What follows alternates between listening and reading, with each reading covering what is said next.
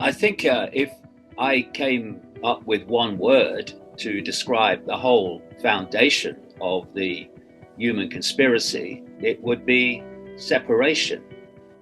I've been writing for decades about the fact that the pillar, the foundation of human control is to isolate human perception in the five senses overwhelmingly.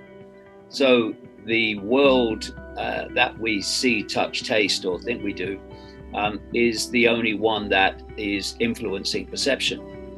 But we are multi-dimensional, ultimately infinite beings.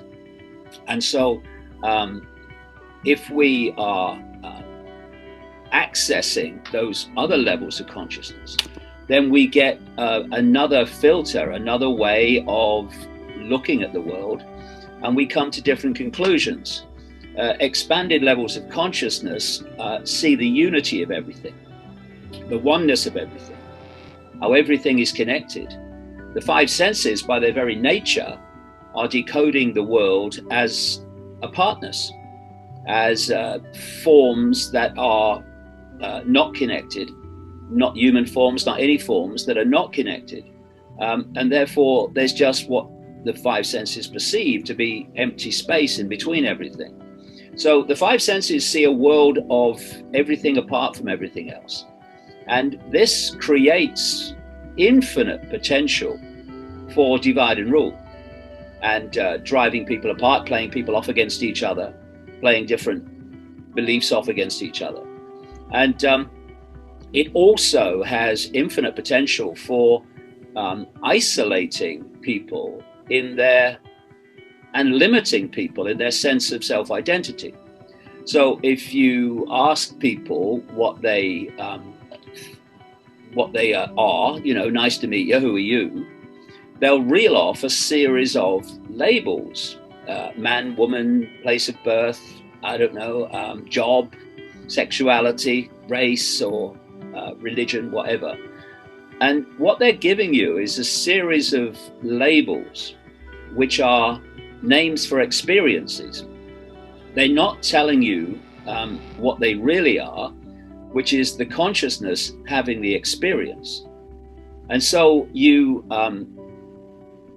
if there's a few of you and you want to control billions, then you have to control the billions' perceptions, because from perceptions comes behavior. And collective behavior is what we call human society. If people are talking about, finding answers to all this, the foundation is to take control of our perceptions back, because we've overwhelmingly given them away. We are looking at two very different states of consciousness that see the world in very, very different ways. So you look at people who are awakening to a more expanded view of the world, a more expanded a state of awareness, and they will receive information from their various sources, and they will process it, and they will make conclusions from it. Whereas those who are stuck in the five senses, stuck in the perceptual Alcatraz, their conclusions come first. If you look at it, the conclusion comes first. This is how it is. And then the information is made to fit that conclusion, not the other way around. And talking about censorship, if there's information circulating that challenges your conclusion, then you have to silence it, because your conclusion has not been formed from a process of looking at different sources of information and seeing where it was pointing. That conclusion has been made from a perception, a rigid perception, and therefore there is no process of coming to the conclusion. The conclusion is absolutely the start of the process. So you, in a debate, you do not have the informational background to justify your conclusion or defend your conclusion. So therefore, your only way of protecting it is to censor and silence anyone who is questioning it and unraveling it. The whole of this conspiracy is founded, like I say, on separating the influence of expanded states of consciousness on the five senses, on the direct experiential interconnection or interaction between this band of frequency, that's what this world is, and the senses. And so if you want to hold people in that perceptual state, then you have to externalize everything. You have to get them to look out into this this so-called physical world, and that to be the dominant dictator of their perception. So you don't want people, well, say, look within, looking at expanded levels of consciousness and exploring the real potential that we have. You want them focused outwards. Now, if you, and ironically, it's not outwards, but that's another story. And then you look at the way that the human world is structured. You look at all the information sources. You look at all these different forms of so-called entertainment. Look at the way science promotes or projects the world, medicine, all of it. And it's all to induce and to stimulate the five senses. All of it is five sensory triggering and stimulation. And so it's a way of holding people in the illusion, because physicality, what we call materialism, is an illusion. There is no physicality. I mean, quantum physics has known this for a very long time. Everything in the end is energy, and if you keep going into even the smallest of particles, you end up with empty space, or what appears to be empty space. It's consciousness, it's energy. It's not actually a form.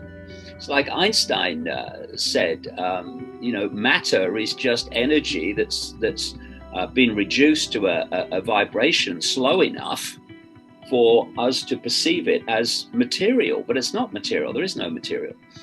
But the idea or the goal of this cult is to hold people in the illusion of materialism. Now, I've said many times, we live in a world that is actually two worlds, and those two worlds are divided by knowledge, by information. So you've got the world of the population, which gets its information from the education system, which is not an education system. It gets its information from the mainstream media, which is owned by this cult, and they get information from people around them, but most people around them have been indoctrinated anyway, so they're just repeating the indoctrination and calling it their own opinion. And you are getting everything, all your information, from which you form your perceptions, from these different elements of this cult. And the idea is to allow humanity in general a desperately limited access to knowledge. Give them access to knowledge that will keep them in the box, keep them in the perceptual box. And then over here, you've got the other world, and that's the world of this global cult, which is a global network of interlocking secret societies with a central mission control global leadership, which I call the Spider. Now, they're secret societies for a reason. They're there to keep secrets. And secret societies, of course, are fiercely compartmentalized. So even most people in the overwhelming majority of people in the secret societies don't know the big secrets. Only the few know them in the inner core. And what are they trying to keep from the population by keeping it in-house, in secret? one, the agenda for the world, where they're taking the world, and two, the nature of reality and the nature of the true I. That's what they're doing, because they have to do both. Because A, if the mass of humanity knew where they were being taken, they would, well, at least a goodly number of them would say, we're not having it.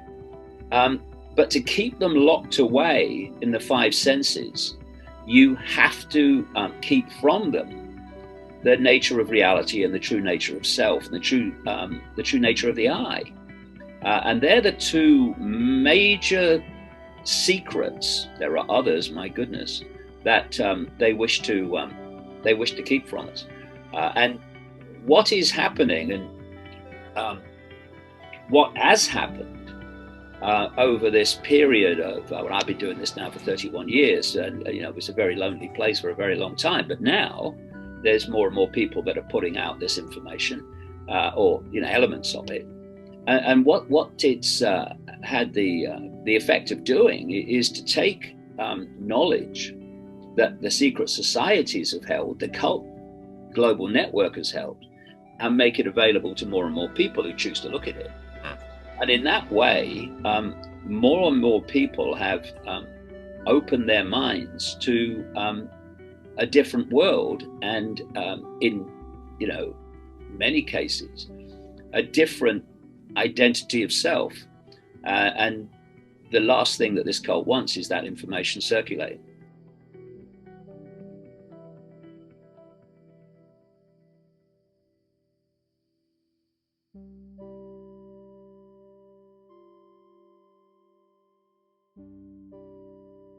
Help by spreading this message. Share with your friends, leave a like and subscribe if you haven't done so already. Turn on notifications to stay updated.